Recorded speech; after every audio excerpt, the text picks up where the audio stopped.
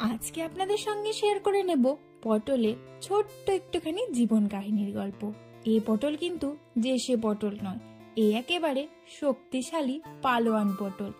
এর ভেতরের মাল মশলা বের করে আবার ভেজে মাল মশলা পুড়ে গ্রেভিতে ছেড়ে দিলেও কিন্তু একটুও মচকায় না। যেমন পালোয়ান তেমন ভাবেই থেকে যায়, খেতেও হয় ভীষণ সুস্বাদু। তাহলে আমার সঙ্গে একদম শেষ পর্যন্ত দেখতে থাকুন আর এই গল্পটা শুনতে থাকুন।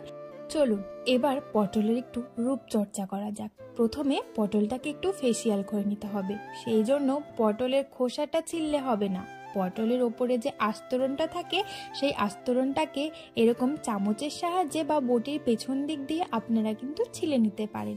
হয়ে গেল এই কাজটা করা। এরপর আবার চামচের সাহায্যে পটলের ভেতরে যে মাল মশলাগুলো থাকে সেইগুলোকে সুন্দর করে বের করে একদম পরিষ্কার পরিচ্ছন্ন করে নেওয়া হলো। দেখুন সবগুলো পটলের কিন্তু সুন্দরভাবে রূপচর্চা করা হয়ে গেছে, একদম পরিষ্কার পরিচ্ছন্ন। এবার ওরা একটু রেস্ট নিক। এবার অন্য একটা কাজ আমরা সেরে ফেলি, চলুন। এইদিকে নেওয়া হয়েছিল চিনেবাদাম, কাজু বাদাম আর চারমগজ। সমস্ত কিছুকে ভালোভাবে শিলনোড়াতে সুন্দর পিষে পিষে পিষে পিষে বেটে নিতে হবে। আমার বৌদি কিন্তু পুরো রান্নাটা করেছে। ও একটা কথা বলি, আপনারা চাইলে কিন্তু সামান্য একটু পোস্ত দিয়ে দিতে পারেন। এবার বাটাবুটি হয়ে গেল। এইদিকে আলু সেদ্ধ করে রাখা ছিল আর সয়াবিনটাকেও সেদ্ধ করে নেওয়া হয়েছিল। সয়াবিনটাকে একটু হাতের সাহায্যে এরকম ছিঁড়ে ছিঁড়ে ছোট করে নেওয়া হলো। কড়াইয়ের মধ্যে তেল গরম করে সয়াবিনটাকে এরপর ভেজে নিতে হবে। হালকা একটু তেলের মধ্যে নাড়াচাড়া করে নিলেই হবে। নিরামিষ দিনে এরকম খুব সহজে পটলের দোরমার রেসিপি খেতে কিন্তু ভীষণই ভালো লাগে। সবসময় একঘেয়েমি পটলের তরকারি খেতে ভালো লাগে না, তাই এই রেসিপিটা দেখে বাড়িতে আপনারাও ঝটপট বানিয়ে নিতে পারবেন। এরপর কড়াইয়ের মধ্যে সামান্য একটু তেল দিয়ে ওই একটুখানি শুকনো লঙ্কা জিরে ফোড়নে দিয়ে সেদ্ধ করা আলুগুলো ছিল সেই সেদ্ধ করা আলুটাকে দিয়ে দিতে হবে সামান্য পরিমাণে লবণ, হলুদ গুঁড়ো আর ঝাল লঙ্কার গুঁড়ো। এরপর সব কিছুকে ভালোভাবে মিশিয়ে নিতে হবে। একটা কাঁচা লঙ্কা কেটে দেওয়া হয়েছিল। এরপর এটাকে একটু ভালোভাবে একটু ভেজে নামিয়ে নিলে কিন্তু এই পুরটাও তৈরি হয়ে গেল। ব্যাস হয়ে গেল। এরপর এটাকে নামিয়ে নিতে হবে। ব্যাস এটা হলো। এই কাজটা অনেকটা এগিয়ে গেল। এরপর দিয়ে দিতে হবে পটলের ভেতর থেকে বের করে নেওয়া সেই মাল মশলাগুলোকে।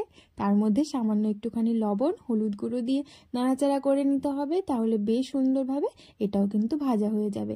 কার কার পটলের বিচি খেতে ভালো লাগে আমাকে জানাবেন তো, আমার না ভীষণ ভালো লাগে কিন্তু। এরপর আগে থেকে ভেজে রাখা আলু আর সয়াবিনটা ছিল সেইগুলোকে একসঙ্গে দিয়ে ভালোভাবে নাড়াচাড়া করে একটু মিশিয়ে নামিয়ে নিতে হবে। ব্যাস পুরটা তৈরি হয়ে গেল। এই দিকের হ্যাপা শেষ। এবার কড়াইয়ে তেল গরম করে নিতে হবে।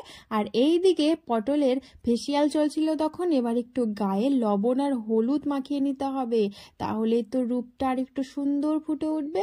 কড়াইয়ে তেল গরম হয়ে গেলে সেই লবণ আর হলুদ মাখানো পটলগুলোকে এরপর দিয়ে দিতে হবে। বলেছিলাম না একদম শক্তিশালী পালোয়ান পটল। দেখুন একটুও ভাঙবে না, একটুও মচকাবে না। দারুণ সুন্দরভাবে এগুলোকে এখন ভেজে নিতে হবে উল্টে পাল্টে।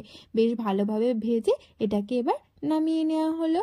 আচ্ছা, আমার রেসিপিগুলো দেখতে আপনাদের কেমন লাগে আমাকে কিন্তু অবশ্যই কমেন্ট করে জানাবেন। আর সকলের কাছে অনুরোধ করছি প্লিজ চ্যানেলটিকে সাবস্ক্রাইব করে আমার পাশে থাকবেন। এরপর কড়াইয়ের মধ্যে আবারও তেল গরম করে দিয়ে দেওয়া হলো শুকনো লঙ্কা আর জিরে ফোড়নে। তারপর একটা টমেটো কেটে রাখা ছিল সেই টমেটো আর কয়েকটা চিড়ে নেওয়া কাঁচা লঙ্কা। আগে থেকে বেটে রাখা চিনেবাদাম, কাজু বাদাম আর চারমগজটা ছিল সেই বেটে রাখা মশলাটাকে তেলের মধ্যে দিয়ে হালকা একটু নাড়াচাড়া করে নিতে হবে। এবার একে একে দিয়ে দিতে হবে স্বাদ মতো লবণ, পরিমাণ মতো হলুদ গুঁড়ো আর দিয়ে দিতে হবে ঝালের জন্য শুকনো লঙ্কার গুঁড়ো। তারপর সমস্ত কিছুকে ভালোভাবে মিশিয়ে একটু সময় ধরে নাড়াচাড়া করে নিতে হবে। এই ইউটিউব নিয়ে কতদূর এগোতে পারবো সেটা জানি না, তবে ইউটিউবে এসে কিছুজন দিদিভাইকে পেয়েছি যারা আমাকে রোজ কমেন্ট করে। তাদের কমেন্টগুলো পড়তে ভীষণ ভালো লাগে। মনে হয় যে হ্যাঁ, তারা আমার পাশে সবসময় আছে। এটা ভালোভাবে কিন্তু নাড়াচাড়া করে একটু ভেজে নেওয়া হলো। আর এইদিকে নিয়ে নেওয়া হয়েছিল টক দই। টক দইয়ের মধ্যে দিয়ে দেওয়া হলো সামান্য পরিমাণে ওই কাশ্মীরি লাল লঙ্কার গুঁড়োটা। তারপর টক দইটাকে দিয়ে ভালোভাবে এটাকে কষিয়ে নেওয়া হলো। কষানো হয়ে গেলে এর মধ্যে এরপর পরিমাণ মতো দিয়ে দিতে হবে জল। মশলাগুলোকে বেশ ভালোভাবে মিশিয়ে নেওয়া হলো। এবার এটা হতে থাক, আর এই দিকে পটলের পুরটা রেডি হয়েছিল, পটলটা ভাজাও হয়ে গিয়েছিল। এরপর পটলের ভেতরে আবার সমস্ত কিছুকে একে একে ভরে দিতে হবে সুন্দরভাবে। এরকম আস্তে আস্তে করে পটলের ভেতরে পুরটাকে ভরে নেওয়া হলো। আর পটলের সামনের দিক থেকে যে একটুখানি কেটে বাদ দেওয়া হয়েছিল সেইগুলোকে এরপর পটলের মুখে আবার লাগিয়ে ওর টুপি বানিয়ে দেওয়া হলো। তারপর একটা কাঠি দিয়ে ভালোভাবে আটকে দিতে হবে যাতে খুলে বের না হয়। এইদিকে ঝোলটা কিন্তু বেশ ভালোভাবে ফুটে গেছে আর ঘন হয়ে এসেছে, তাই পটলগুলোকে একে একে এই ঝোলের মধ্যে দিয়ে ভালোভাবে কিন্তু একটু সময় ফুটিয়ে নিতে হবে। দিয়ে দেওয়া হলো সামান্য পরিমাণে চিনি। ভালোভাবে পটলগুলো হয়ে গেছে আর গ্রেভিটাও হয়ে এসেছে বোঝাই যাচ্ছে, তাই নামানোর আগে গরম মশলার গুঁড়ো দিয়ে নামিয়ে নিলেই তৈরি হয়ে গেল আমাদের আজকের পটলের দোরমা। পটলগুলো যেমনকি তেমনই আছে, দেখতে পাচ্ছেন, আর দেখতে কতটা সুন্দর লাগছে।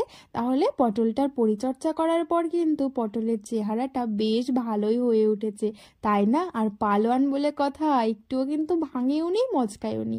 এরপর গরম গরম ভাতের সঙ্গে পটলের এই একটা পদ থাকলে আমার তো খাওয়া দারুণ হয়ে যায়। তাহলে আমি গরম গরম ভাতের সঙ্গে পটলের দোরমা দিয়ে খেতে থাকি। আপনারা সাবধানে থাকবেন, ভালো থাকবেন।